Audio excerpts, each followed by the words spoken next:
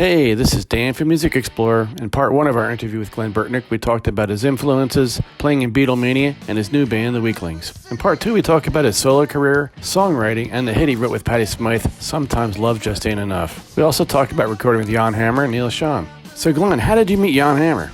Saw another ad in the Village Voice for keyboard synthesizer composer Jan Hammer. He came from the Mahavishnu Orchestra, which was a jazz rock fusion dynamo. He also did a lot of music with Jeff Beck, who's a hero of mine. I jumped on Jan's train and we recorded an album. I sang and we toured. And then you hooked up with La Bamba? La Bamba and the Hubcaps, which was a offshoot of Southside Johnny and the Asbury Jukes. So I kind of ended up being a player in the Asbury Park music scene. How did you get involved with Bon Jovi? He came to see us and he approached me and he asked me if I wanted to be in his band. I thought that this guy's going nowhere. So I said, no thanks, And he went on to be very successful. I'm really happy for the guy and he works his butt off. What happened between that and your first solo album? Jan Hammer called me again. He was making an album with Neil Schon. The three of us wrote the single, No More Lies. So that got a lot of airplay on MTV and rock radio at the time. And that was around 83, 84. And then 1985, I signed my solo deal with A&M Records. Recorded 2 albums on A&M. And they were distributed and I had MTV videos and stuff like that. I didn't become a household name, but I had the experience, which was really fun. Opening for guys like David Bowie and the Hooters. It was a great learning experience. And you have a number of great musicians on that second album too. I mean, you got Chuck Berge on drums on some of the tracks. I guess you met Bob around that same time? Bob and his brother, they had a band. And I went to see the band and I started talking to Bob. And we started writing songs together, which we continue to do to this day. What happened after your second album? Probably a year later, I get a phone call from Dennis DeYoung of Styx. Styx had been broken up for about 6 years. They were planning to get back together and do a reunion album. But by the time they all finished and it was time for them to get together, Tommy Shaw was already committed to Damn Yankees. I was asked to replace Tommy Shaw in Styx. We got together, they liked my stuff.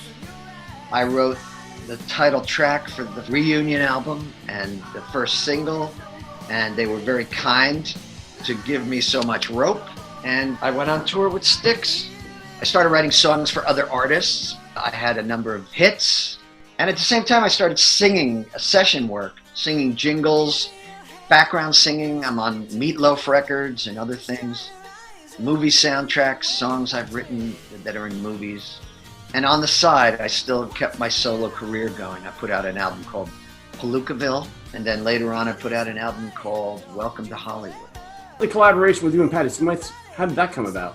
Her manager at the time had known me through my tenure with A&M Records. Mark suggested that Patti and I get together and we started to write songs together. So one of the songs we had written was a song called Sometimes Love Just Ain't Enough.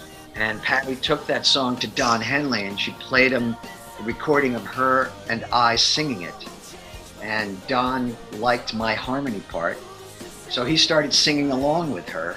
I was happy that it was getting the nod of approval by Don Henley because at that moment, Don was on top of the world as a solo artist.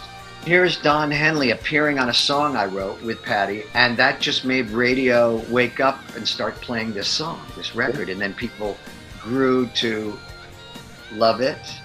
And it did great for Patti, and it did great for me. So no, if the song had been a duet with me, it definitely wouldn't have gotten the attention it got. After that, you were asked to join Styx again.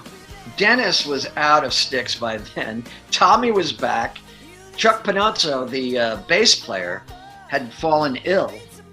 And they wanted to go out, and they asked me to play bass this time. So I did that, and it was great fun. It evolved into me being in 5 bands right now.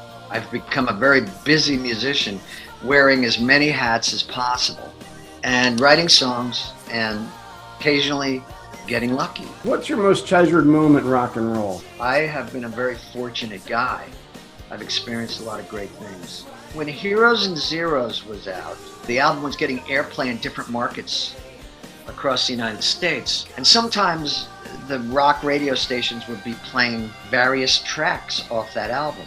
I was asked to come down and play a show somewhere in Florida. The song Love Goes On, we were singing that song, and when we got to the chorus, the audience started singing along. And this was a song I didn't really think that many people knew it. But here was an audience, it was about 6,000 people, surprised me by knowing this song of mine. That's one of my fond memories.